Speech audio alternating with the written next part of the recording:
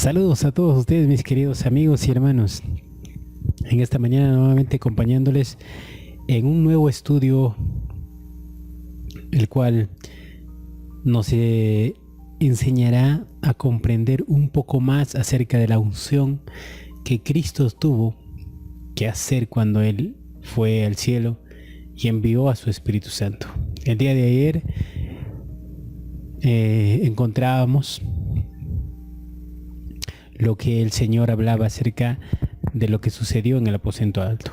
Hoy, en esta mañana, queremos otro estudio, el cual nos capacite y nos enseñe del plan maravilloso de nuestro Señor Jesucristo. Vamos a iniciar este estudio, pero ante todo, como de costumbre, quisiéramos comunicarnos a nuestro Dios y pedirle que Él nos ayude a comprender su palabra. Vamos a orar. Padre Santo, en este momento te pido, Señor, encarecidamente que nos enseñes tu palabra. No nos dejes en ningún momento, Señor. Tu palabra es tan sagrada y es por esa razón que necesitamos comprender. El tiempo se está acercando rápidamente, y el cual, Señor, no sabemos lo que vendrá. Lo único que podemos estar seguros que tú protegerás a tu iglesia, protegerás a las personas que humildemente hayan ido en pos de ti.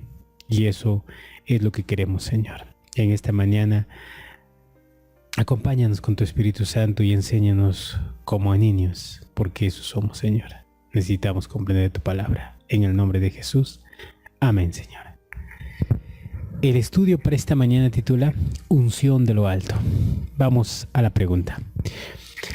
¿Qué podemos aprender de la acción de los discípulos cuando los principales de los sacerdotes y los gobernantes amenazaron a Pedro y a Juan a causa de su poderoso testimonio por Cristo? Vamos a ver lo que sucedió en ese momento. Capítulo 4 de Hechos 24 al 33. 4, 24 al 33. Dice así: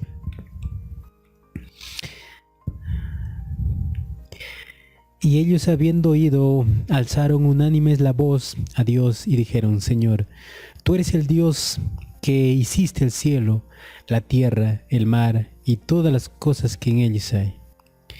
Que por boca de David tu siervo dijiste: porque se amonitan las naciones y los pueblos piensan cosas vanas. Se reunieron los reyes de la tierra y los príncipes se juntaron contra el Señor y contra su Cristo. Porque en verdad Herodes y Poncio Pilato, con los gentiles y el pueblo de Israel, se juntaron en esta ciudad contra tu santo siervo Jesús, a quien ungiste, para hacer cuanto tu mano y tu consejo habían antes determinado que sucediera. Ahora, Señor, mira tus amenazas y concede a tus siervos que con toda confianza hablen tu palabra. Extiende tu mano para que sanidades, milagros y prodigios sean hechos en el nombre de tu santo siervo Jesús. Después de haber orado, el lugar en que estaban congregados tembló, y todos fueron llenos del Espíritu Santo y hablaban con valentía la palabra de Dios. La multitud de los que habían creído, de un corazón y de un pensamiento, y ninguno decía ser suyo nada de lo que poseía, sino que tenían todas las cosas en común. Los apóstoles daban testimonio de la resurrección del Señor Jesús con gran poder y todos disfrutaban de abundante gracia.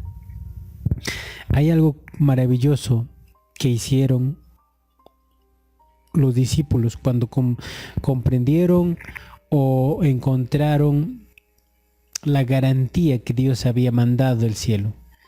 Ellos oraron y nos dice la Escritura que el lugar donde estaban tembló. ¿Qué quiere decir eso? Que cuando el Espíritu Santo hace que una persona pueda comunicarse o hablar de la palabra, todo lo que se está diciendo es tan maravilloso, es tan grato y poderoso. Por esa razón encontramos ese actuar de los discípulos, porque eso es lo que estaba sucediendo. Y para comprender un poco más, vamos a ver lo que dice el testimonio, tomo 7, página 33 y 34. Los apóstoles llegaron a ser lo que fueron por la gracia de Cristo. La devoción sincera y humilde y la oración ferviente los pusieron en íntima comunión con Él. Se sentaron con el Señor en los lugares celestiales. Comprendieron la enormidad de su deuda para con Él. Mediante la oración sentida y perseverante, obtuvieron el don del Espíritu Santo. Y luego salieron cargados con la responsabilidad de salvar almas y colmados de celos a extender los triunfos de la cruz, y con resultados de sus labores, muchas almas fueron trasladadas de las tinieblas a la luz y se organizaron numerosas iglesias. ¿Seremos hoy menos fervorosos que los apóstoles? Mediante una fe viviente, ¿no reclamaremos como nuestras las mismas promesas que desde el íntimo de su ser lo motivaron a suplicar al Señor Jesús que cumpliera sus palabras? Pedid y recibiréis. ¿No ha de venir hoy también el Espíritu de Dios en respuesta a la oración perseverante y sentida para llenar a los hombres de poder? ¿Acaso hoy no asegura Dios también a sus obreros suplicantes, creyentes y confiados que imparten el conocimiento de las Escrituras a los que ignoran las preciosas verdades que contiene? He aquí yo estoy con vosotros todos los días hasta el fin del mundo. Entonces, ¿por qué la iglesia es tan débil y falta de espiritualidad? Así como los discípulos salieron a predicar el Evangelio llenos de poder, el Espíritu, de igual manera lo han de hacer los siervos en la actualidad. Debemos emprender la obra del Señor, colmados con el sincero deseo de impartir el mensaje de misericordia a los que se hallan en las tinieblas del error y de la incredulidad. También dice, Él es quien nos asigna lo que debemos realizar en colaboración con Él, y en Él mismo se encarga de influir a los corazones de los inconversos para llevar a cabo su obra en las regiones lejanas. Ya hay muchos que están recibiendo el Espíritu Santo y el camino nunca más se verá bloqueado por una indiferencia apática. Ese mismo trabajo que los discípulos hicieron, ese trabajo también es para las personas que quieran ir en pos del Señor. El Señor prometió su poder. Cuando Él subió a los cielos, envió ese poder. Ese mismo poder que prometió a sus discípulos promete a cada persona que humildemente la pide. Se le será dado. Por esa razón, nosotros comprenderemos y trabajaremos conforme a lo que Dios quiera. No hay duda que el Señor ha ungido, ha dado esa unción en lo alto, la potestad de predicar a otras personas este mensaje. Es ese trabajo que nosotros realizamos, y por esa razón tú también tienes que conocer. Entonces la pregunta decía, ¿qué podemos aprender de la acción de los discípulos cuando los principales sacerdotes y los gobernantes amenazaron a Pedro y a Juan a causa de su poderoso testimonio por Cristo? Oración. Podemos aprender la oración que ellos tuvieron, y el resultado de esa oración produjo que personas comprendiesen el mensaje. Qué interesante. Vamos a la siguiente pregunta. ¿Cómo cooperó la iglesia primitiva con el plan de Dios para mantener milagrosamente sus mensajeros de la verdad activos en el deber? Hechos capítulo 12. Hechos capítulo 12, versículos del 1 al 17. Vamos a ver lo que nos dice. Hechos 12, del 1 al 17. Por este tiempo el rey Herodes echó mano a alguno de la iglesia para maltratarlos y mató a espada a Santiago, hermano de Juan. Al ver que esto agradaba a los judíos, prendió también a Pedro. Eran entonces los días del pan sin levadura. Después de apresarlos, los encarceló y los entregó a 4 grupos de 4 soldados cada uno, para que lo guardaran. Herodes quería sacarlo al pueblo después de la Pascua. Así Pedro fue guardado en la cárcel, pero la iglesia oraba sin cesar a Dios por él. Cuando Herodes lo iba a sacar esa misma noche, Pedro estaba durmiendo entre 2 soldados, sujetos con 2 cadenas, y los guardas ante la puerta custodiaban la cárcel. De repente apareció un ángel del Señor y una luz resplandeció en la cárcel. El ángel tocó a Pedro en el costado, lo despertó y le dijo: levántate, levántate ya. Y las cadenas se le cayeron de las manos. Entonces el ángel le dijo: ciñe, ata tus sandalias. Y lo hizo así, y agregó: ponte el manto y sígueme. Y Pedro lo seguía sin saber si era real lo que hacía el ángel. Pensaba que veía una visión.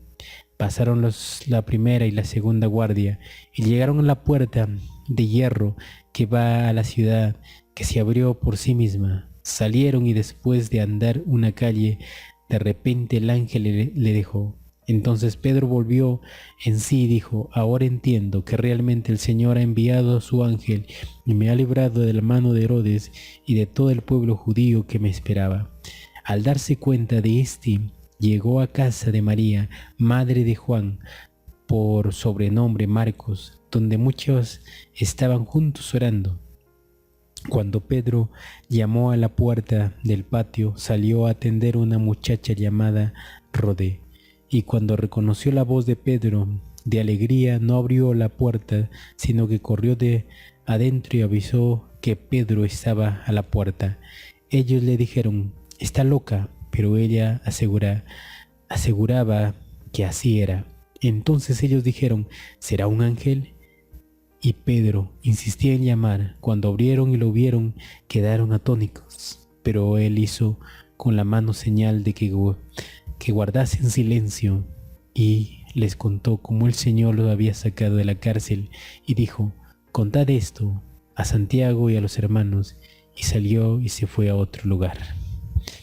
Qué poderoso testimonio. ¿Creen que Dios podría hacer lo mismo con cada ser humano? En Apocalipsis encontramos la promesa: no os preocupéis cuando sean llevados a cárceles o lo que van a hablar, no te preocupes, porque el Señor te librará de la mano del enemigo y hará que tu vida esté segura. Eso es lo que hizo con Pedro y eso es lo que quiere hacer ahora con nosotros. Por esa razón necesitamos acercarnos más al Señor. Entonces dice la educación, página 249 y 250. Solamente la sensación de la presencia de Dios puede desvanecer el temor que para el niño tímido haría de la vida una carga. Lea cómo apareció el ángel de Dios a Pedro cuando estaba en la prisión condenando a muerte, cómo lo sacó en salvo, pasando por entre los guardias armados y a las masivas puertas de hierro con sus cerrojos y barrotes. Para Dios no es nada imposible, para Dios todo es posible. Lo más poderoso en la tierra es lo más débil delante de Dios. Por esa razón nosotros seguimos a un Dios, no a un Dios que no tiene fuerza, que no puede lograr maravillas, sino a un Dios poderoso, el Dios de dioses, que nos libró del pecado y que puede lograr que nosotros vayamos por el buen sendero. Entonces la pregunta decía: ¿cómo cooperó la iglesia primitiva con el plan de Dios para mantener milagrosamente a su mensajero de la verdad activa en el deber? A través de la oración. Porque leíamos que mientras Pedro estaba en la cárcel, el pueblo estaba orando. Eso es lo que necesitamos nosotros. En este tiempo que vivimos de persecución, de lamentos y de guerras en nuestros países, debemos nosotros orar para que a través de esos peligros el Señor pueda proteger a su pueblo. Mi querido hermano y amigo, unción de lo alto es lo que necesitamos. Los discípulos fueron ungidos y nosotros también necesitamos ser ungidos. Que tengas un hermoso día, que Dios pueda ayudarte en lo que necesites y no te olvides, Él sigue llamando a la puerta para que tú tomes decisiones. Que Dios te bendiga.